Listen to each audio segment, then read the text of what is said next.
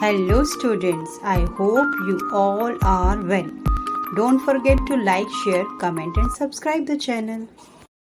देखो एरिथमेटिक में हम क्या करते थे, हमारे पास कुछ नंबर होते थे, स्पेसिफिक नंबर जिसको हम रिप्रेजेंट करते थे 0 से लेके 9 तक, 0 1 2 3 4 5 6 7 8 9, और इनके साथ कुछ फंडामेंटल ऑपरेशन होते थे, जैसे 4 फंडामेंटल ऑपरेशन होते हैं हमारे basically addition, subtraction, multiplication and division. इन सबको यूज़ किया जाता था टू ऑब्टेन नंबर एक्सप्रेशंस। कुछ सर्टन ऑब्जर्वेशन होती थी हमारी जिससे हम कुछ फॉर्मूलाज बनाते थे। ये फॉर्मूला बहुत अच्छे से जानते हो। जैसे अगर आपसे कोई पूछे पेरीमीटर ऑफ स्क्वायर क्या होता है तो आप बोलोगे 4 टाइम्स साइड। अगर आपसे कोई पूछे कि एरिया ऑफ द रेक्टेंगल तो आप बोलोगे लेंथ इनटू ब्रेड्थ। तो यहाँ पर जो साइड है उसको हम एस से डिनोट कर देते हैं, मतलब एस में साइड आएगी जिस भी स्क्वायर की जितनी भी साइड होगी। अगर उसकी साइड 2 है तो 4 इंटू 2 हो जाएगा, अगर उसकी साइड 3 है तो 3 इंटू 4 हो जाएगा। ये साइड चेंज हो सकती है, मतलब ये वेरिएबल की तरह काम कर रहा है। तो हमने देखा कि इन क्वेश्चंस में क्या हो रहा है कि नंबर की जगह हम लेटर्स को यूज कर रहे हैं। इनको हम लिटरल नंबर्स भी कह देते हैं कई बार।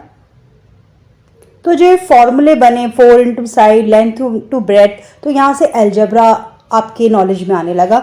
एल्जेब्रा क्या है, आपके दिमाग में ये भी आता है। तो algebra is a generalised arithmetic in which number are represented by letters. जैसे मैंने आपको बताया ना 4 इंटू साइड, तो मैंने यहाँ पे 4 इंटू 3 या 4 इंटू 2 की जगह 4 इंटू साइड रखा, यानी कि जो भी आपकी साइड क्वेश्चन में है वो पुट कर दो और आंसर निकाल दो।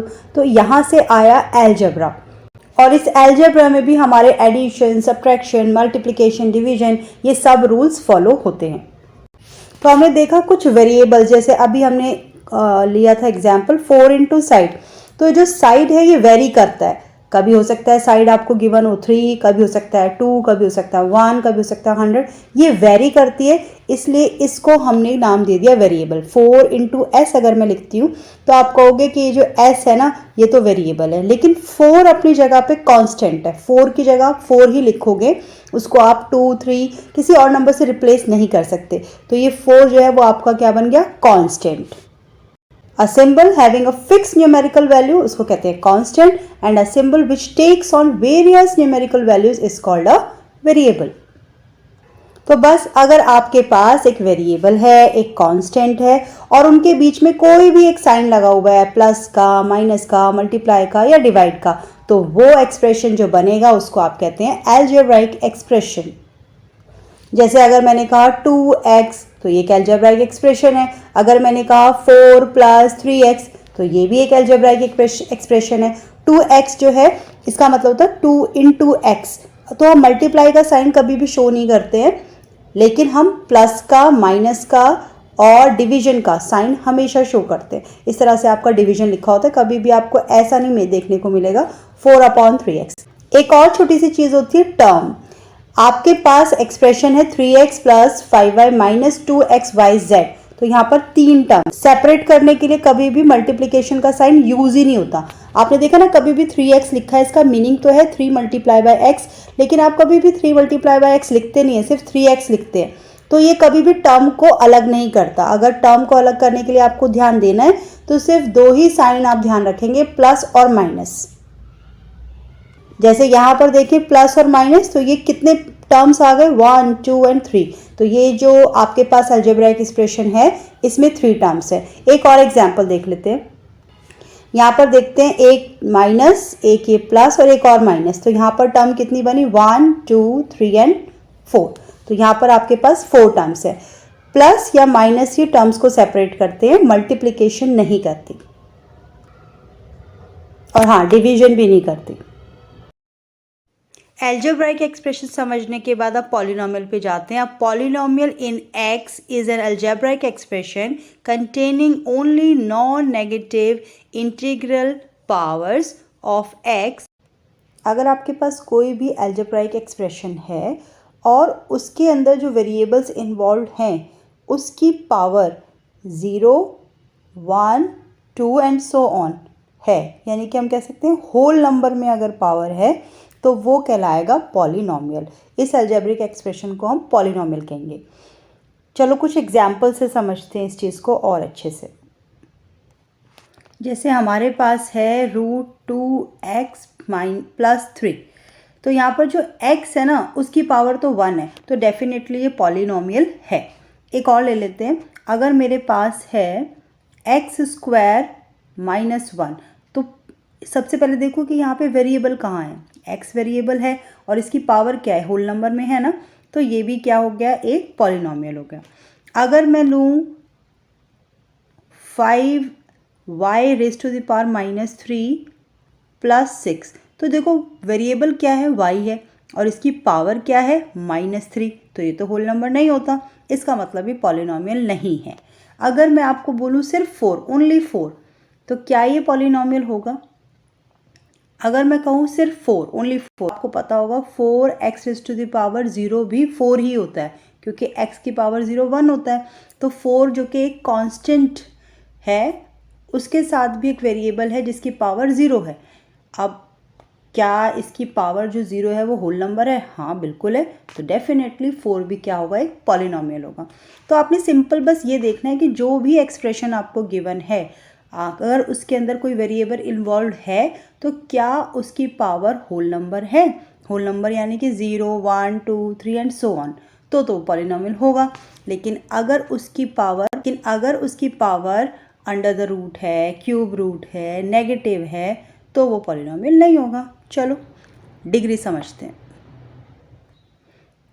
ये भी एक बहुत ही छोटा सा कंसेप्ट है। आपका जो भी पॉलिनोमियल है उसकी जो भी हाईएस्ट पावर है वो क्या कहलाती है, डिग्री। लेकिन बिना एग्जाम्पल के ना कुछ भी समझ में नहीं आता है, इससे थोड़े से एग्जाम्पल के साथ इस बात को समझने की कोशिश करते हैं। सबसे पहले लेते हैं 3x - 4। अब 3x - 4 जो है, इसमें देखो वेरिएबल क्या है, x है, उसकी पावर क्या है, 1 है। क्या ये होल नंबर है? बिल्कुल है, तो ये पॉलिनोमियल तो है। अब इसकी डिग्री देखो, इसमें सिर्फ एक ही वेरिएबल इन्वॉल्व है जो कि x है और हाईएस्ट पावर क्या हुई, 1, तो इसकी डिग्री हो गई 1। सेकेंड पार्ट में देखो, यहाँ पर है 2x³ + 5x² + 7। सबसे पहले देखो वेरिएबल कौन सा है, x सिंगल वेरिएबल है, ठीक है, और इसकी हाईएस्ट पावर क्या है। सबसे पहले देखिए इसकी पावर कितनी है, एक जगह पावर है 3 और दूसरी जगह पावर है 2, और 3 और 2 दोनों ही होल नंबर है, तो यानी कि ये जो गिवन है मुझे, ये पॉलिनोमियल तो हाईएस्ट पावर है, तो इसकी डिग्री होगी 3। अब थर्ड पार्ट पर जाते हैं। सबसे पहले चेक करो वेरिएबल क्या है, सिंगल वेरिएबल दिया हुआ है y, एक जगह दिया हुआ है y², एक जगह दिया हुआ है सिंगल y। 2 और 1 दोनों ही होल नंबर हैं, तो ये पॉलिनोमियल तो पक्का है। अब क्योंकि 2 बड़ा है 1 से, इसलिए इसकी डिग्री होगी 2, तो आपका डिग्री 2 इन y। आगे चलते हैं, एक और एग्जाम्पल से समझने की कोशिश करते हैं इसे। x + 1/x, अगर मैं इसको पावर नोटेशन में लिखूं तो इसकी पावर्स को देखा जाए, वेरिएबल की, वेरिएबल क्या है, x और x। अगर इसकी पावर देखी जाए इस x की तो वो है 1, लेकिन इस वाले की है -1, और -1 जो है होल नंबर नहीं होता। अगर ये नहीं होता तो डेफिनेटली ये पॉलिनोमियल भी नहीं है। तो हम अब तक समझ चुके हैं अलजेब्राइक एक्सप्रेशंस क्या हैं, पॉलिनोमियल क्या है, पॉलिनोमियल की डिग्री कैसे निकालते हैं। अब अगर हमें पॉलिनोमियल समझ में आ गया और पॉलिनोमियल्स की डिग्री समझ में आ गया, तो हम टाइप्स ऑफ पॉलिनोमियल भी ले लेते हैं जो कि डिग्री पे बेस्ड हैं। Types of polynomial based on degree. अगर किसी पॉलिनोमियल की डिग्री होती है 1, तो हम उस पॉलिनोमियल को नाम देते हैं लीनियर पॉलिनोमियल। कुछ एग्जाम्पल्स से समझ लेते हैं। जैसे यहाँ पर दिया हुआ है 2x, x की पावर 1 है, यानी कि ये लीनियर पॉलिनोमियल है। 3x + 5, यहाँ पर भी वेरिएबल x की पावर 1 है, तो ये भी लीनियर पॉलिनोमियल है। 4t - 3, वेरिएबल है t जिसकी पावर है 1, तो ये भी क्या हुआ, लीनियर पॉलिनोमियल। इसी तरह से y - हाफ, देखो y जो है इसकी पावर तो 1 ही है ना, हाफ से कोई मतलब नहीं है, हाफ तो कांस्टेंट है यहाँ पर, तो y इसकी पावर, इसकी डिग्री जो है 1 है, तो ये वाला भी आएगा लीनियर पॉलिनोमियल। एक छोटा सा नोट भी मैंने आपके लिए दिया है, ऐसा भी आपसे ज़्यादा ट्रिकी क्वेश्चन बनाने के लिए पूछा जा सकता है। A linear polynomial in one variable can not have more than 2 terms. हमने बताया था ना टर्म्स कैसे डिसाइड होती है, प्लस या माइनस के साइन से। देखो ये सारे के सारे लीनियर पॉलिनोमियल है, इनकी या तो 1 टर्म है या 2 टर्म है। ऐसा नहीं हो सकता कि इससे ज़्यादा हो, मोर देन 2 टर्म्स नहीं हो सकती, सिर्फ 1 होगी या 2 होगी। तो हमने पहले समझ लिया डिग्री क्या होती है। जो भी हाईएस्ट पावर होती है वेरिएबल की वो डिग्री होती है। अगर इसकी पावर 1 है या कहा जाए कि पॉलिनोमियल की डिग्री 1 है तो उसको कहते हैं हम लीनियर पॉलिनोमियल। और अगर आपकी डिग्री पॉलिनोमियल गिवन जो है उसकी डिग्री 2 है तो उसका नाम होता है क्वाड्रेटिक पॉलिनोमियल। यहाँ पर थोड़े एग्जाम्पल से समझाया गया। 2x², x की पावर 2 है तो ये होगा क्वाड्रेटिक पॉलिनोमियल क्योंकि इसकी डिग्री 2 है।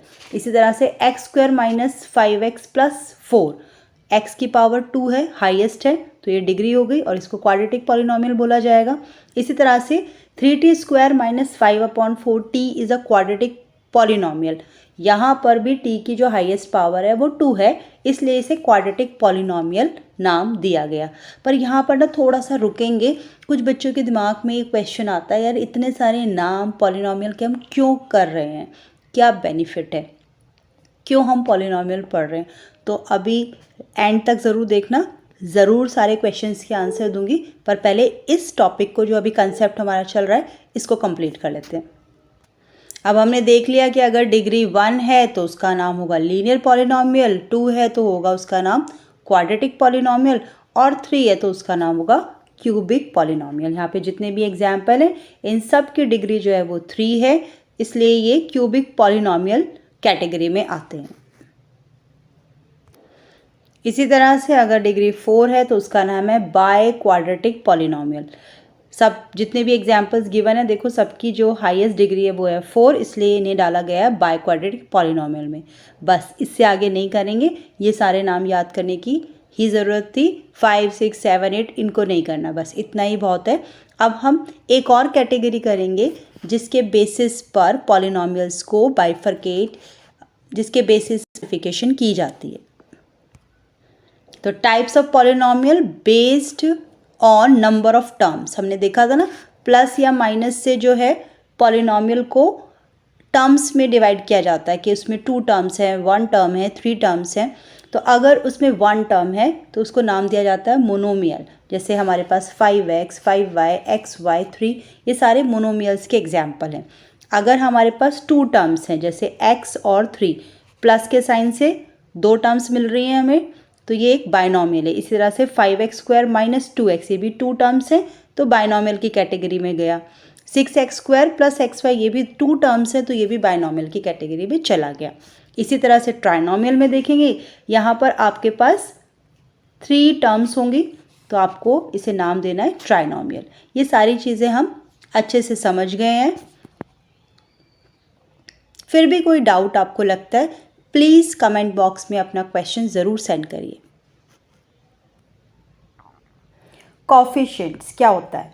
In a product of number of literals any of the factor is called the coefficient of the product of other factors. Definition सुन के ना बड़ा डिफिकल्ट सा लग रहा है लेकिन बहुत ईजी है। देखो एग्जाम्पल से समझते हैं। हमारे पास सबसे पहले दिया हुआ है 5xy। अब आपसे पूछा जा रहा है कोफिशिएंट ऑफ y बताओ। बस कुछ नहीं करना, जो भी 5xy के साथ में लिखा हुआ, जैसे 5xy में आपसे y का कोफिशिएंट पूछा, मतलब y का दोस्त कौन कौन है, तो यहाँ पे 5 और x दोनों y के साथ हैं तो आपका जो आंसर होगा 5x।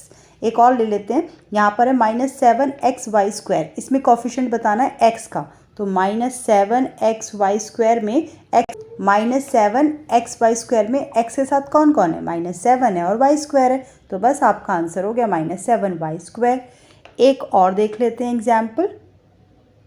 -x² में कोफिशिएंट x का क्या है, तो आप तो कहोगे यहाँ पे तो कुछ भी नहीं लिखा, कोई भी कोफिशिएंट नहीं है। नहीं, माइनस लिखा है ना, और ये माइनस लिखा है यानी कि यहाँ पे -1 है। इस तरह से अगर खाली x होता तो +1 जो है इसका कोफिशिएंट होता। तो सिंपल सी लैंग्वेज में जो भी दोस्त है ना उसका, जो भी उसके पास बैठा हुआ है, जो भी मल्टीप्लिकेशन में हमने बताया था ना, मल्टीप्लिकेशन शो नहीं करते हैं हम, लेकिन मल्टीप्लाई हो रहा होता है। यहाँ पर जैसे लिखा हुआ है 5xy, इसका मीनिंग है कि 5 इंटू एक्स इंटू वाई, लेकिन हम मल्टीप्लाई का साइन कभी शो नहीं करते हैं। तो इसके y के जो कॉफिशिएंट है वो हो जाएंगे 5x। तो बहुत सिंपल सा कंसेप्ट है। इतनी इंट्रोडक्शन करने के बाद आप NCERT एक्सरसाइज 2.1 ईजिली कर सकते हैं, अपने आप कर सकते हैं, लेकिन पहले बेसिस को क्लियर करना है। अब मैंने आपसे एक और बात कही थी कि हम क्यों कर रहे हैं पॉलिनोमियल, और हम क्यों याद कर रहे हैं इतने सारे नाम, binomial, cubic, linear, monomial, binomial, क्या है इसका यूज़। जब तक हमें चैप्टर का यूज़ नहीं पता होता वो यूज़लेस होता है हमारे लिए। देखो, जब हमने अलजेब्रा स्टार्ट करा था, वो हमने स्टार्ट करा था क्लास 6 में। आप उससे पहले भी यूज़ करते थे कुछ 4 इंटू साइड पेरीमीटर निकालने के लिए, या फिर लेंथ इंटू ब्रेड्थ एरिया निकालने के लिए, लेकिन आपको इन सब का मीनिंग नहीं पता था, बस आपने याद कर रखा था। लेकिन अगर देखें तो ये अलजेब्रा है। अलजेब्रा में हम नंबर्स की जगह कुछ लेटर्स यूज़ करके क्वेश्चन को सॉल्व करते हैं। और आज अगर मैं आपसे कहूँ कि मेरे पास 6 रुपीज़ हैं और आपके पास मुझसे 4 रुपीज़ ज़्यादा हैं, तो आप आराम से 10 कर लेते हो ना। तो अगर मैं ये कहूँ कि मेरे पास जितने भी रुपीज़ हैं आपके पास 4 रुपीज़ उससे ज़्यादा, तो आप x + 4 करके अपनी इक्वेशन को सॉल्व कर लेते हो। आपने लीनियर इक्वेशन इन 1 वेरिएबल के क्वेश्चन 8th क्लास से 9th क्लास में 2 वेरिएबल्स करना शुरू कर दिया है। उसी के ही स्टेजेस हैं पॉलिनोमियल्स में। अभी हम 10th स्टैंडर्ड में आपको क्वाड्रेटिक इक्वेशंस भी सॉल्व करना सिखाएंगे, तो वहाँ सब अलजेब्रा हमें आता होगा। तो हम बड़ी बड़ी इक्वेशन, ये मैंने बहुत छोटी छोटी इक्वेशंस के आपको, छोटे छोटे अलजेब्रिक एक्सप्रेशंस के आपको एग्जांपल दिए, लेकिन धीरे धीरे आपकी जैसे जैसे क्लास बढ़ेगी आपको थोड़े और complicated algebraic expressions, polynomials, quadratic, ये सब धीरे धीरे आपके सामने आएंगे। और जब आप इनका मीनिंग समझेंगे तो आपको याद होगा कि हमने इन सब का रूट कॉज करा हुआ था, हमें इससे पता है कि कहाँ से जनरेट हुआ है, कहाँ से पॉलिनोमियल आया, कहाँ से पॉलिनोमियल्स का क्वाड्रेटिक आया, कहाँ से इक्वेशन क्रिएट हुई, और ये सब चीज़ें। तो ये सब आपके दिमाग में बेसिकली बिठाना ज़रूरी है, तो इनको बहुत ध्यान से करिएगा। कमेंट बॉक्स में अपनी कोई भी क्वेरी हो ज़रूर डालिएगा, और keep on watching and like, share, comment and subscribe the channel.